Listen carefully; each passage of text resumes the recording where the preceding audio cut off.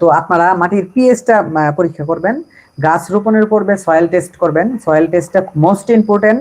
আপনি যদি soil test না করেন তাহলে হচ্ছে আপনি বুঝবেনই না যে আসলে আপনার মাটিতে কোন ধরনের উপাদান রয়েছে। আপনি কি সার দিবেন এখানে। ধরেন আপনার জমিতে ইউরিয়া আছে, তাহলে যদি আরো এখানে ইউরিয়া দেন তাহলে ক্ষতি হবে। আপনার জমিতে না পর্যাপ্ত পরিমাণে ফসফরাস আছে, তারপরে যদি এখানে ফসফেট প্রয়োগ করেন আপনার অনেক ক্ষতি হবে। এই জন্য হচ্ছে আপনার আগে জানতে হবে যে আপনার মাটিতে কোন কোন পুষ্টি উপাদান বিদ্যমান আছে, আপনি কোন কোন পুষ্টি উপাদান হচ্ছে এখানে আরো অ্যাড করতে হবে। তাই আপনি শুধু গাছ একটা রোপণ করলেই হবে না, এটার পরিচর্যা করতে হবে, মাটির গুণগত মান জানতে হবে, মাটি শোধন করতে হবে, মাটিকে মানে গাছের টিকে থাকার উপযোগী করে তৈরি করতে হবে।